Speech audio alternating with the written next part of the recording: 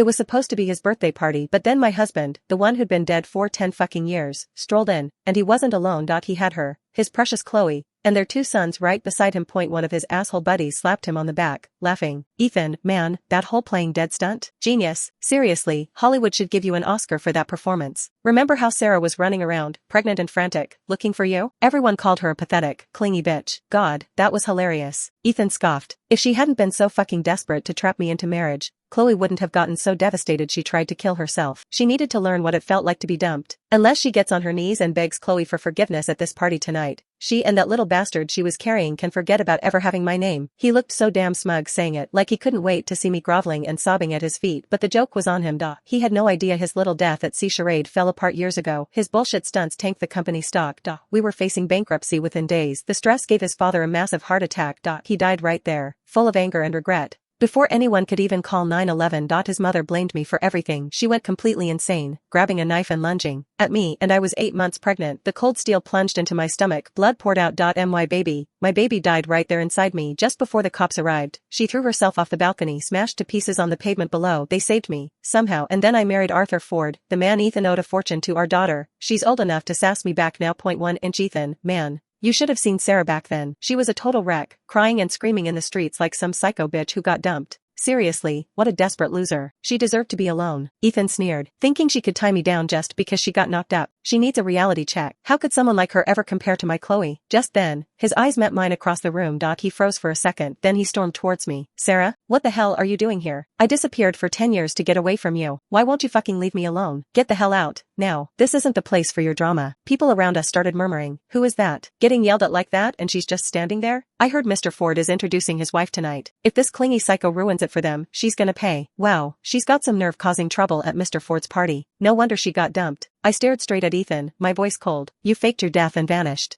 I had our marriage legally dissolved years ago. You have no right to tell me what to do. Everyone knows you're obsessed with me, that you'd follow me to the ends of the earth. Ethan scoffed. You really think I'd buy that bullshit story about a divorce? The crowd started whispering about me again. Damn, this woman has no shame. After being humiliated like that, she's still here? Mr. Ford absolutely adores his wife. If Mrs. Ford gets upset because of this bitch tonight, he'll make her life hell. Hearing the whispers, Ethan's face twisted. He grabbed my arm hard. Get the fuck out of here. Stop being an eyesore. He'd worked his ass off just to get invited to this party. He was terrified I'd screw up his chance to suck up to Arthur Ford. He started shoving me roughly towards the exit. Just then, Chloe walked over, holding her 2 boys' hands. She looked me up and down, her voice dripping with fake innocence. Sarah, honey, it's been 10 years. Why are you making such a scene the moment we see each other? I know it must have been hard, raising a child all alone these years. If you're angry, blame me. Don't make things difficult for Ethan. Whatever you're feeling, just take it out on me, okay? Please don't cause a scene here. Everyone's watching. Her words, pretending to help, just poured gasoline on Ethan's fire. He glared at me, spitting venom.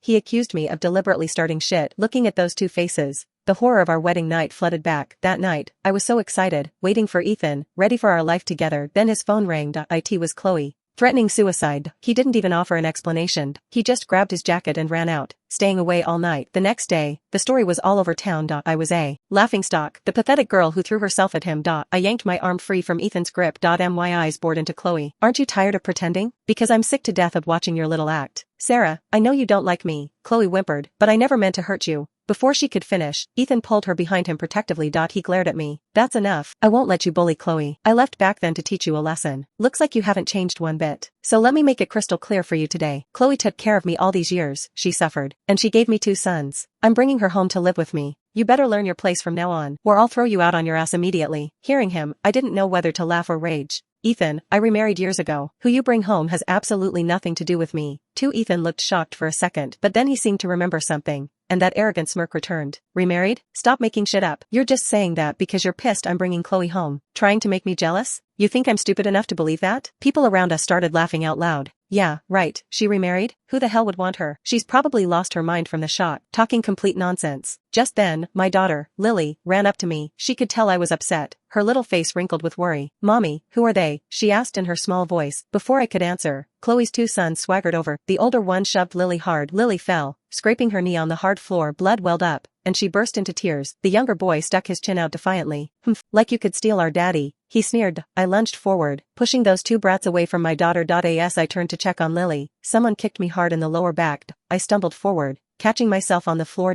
My palm scraped against the marble, leaving bloody streaks. Before I could even process the pain, Ethan was standing over me, looking down his nose. Sarah, what the fuck is wrong with you? Attacking innocent children. Then, he kicked me again, hard, in the shoulder. The toe of his expensive shoe slammed against my bone. Pain shot through me, making me gasp. I pushed myself up, struggling to my feet. Every cruel thing he'd ever done flashed through my mind. Old wounds and fresh anger boiled up inside me. I swung my hand back and slapped him across the face. Hard. Ethan, you're not even human. He clutched his cheek, staring at me in disbelief. Chloe rushed to his side, clinging to his arm, her voice soft and pleading. Ethan, honey, Sarah didn't mean to hit you, I'm sure. Don't be angry. It's all my fault. I should have watched the children better. Her words instantly erased the flicker of doubt in Ethan's eyes. His face hardened with fury again. Sarah, you're not worth even a single strand of Chloe's hair. Looking at this stranger before me, this man I once loved, a cold laugh echoed in my chest. I remembered being a kid, when bullies tore up my homework or stole my lunch money. Ethan would beat the crap out of them. He'd stand tall and tell the whole school, Sarah's my girl. Anyone messes with her, messes with me. After that, nobody dared touch the girl protected by the toughest kid in school. Under the cherry blossom tree in the schoolyard, Ethan ruffled my hair. When we grow up, I'm gonna marry you and protect you forever, he promised. I blushed and nodded, believing every word.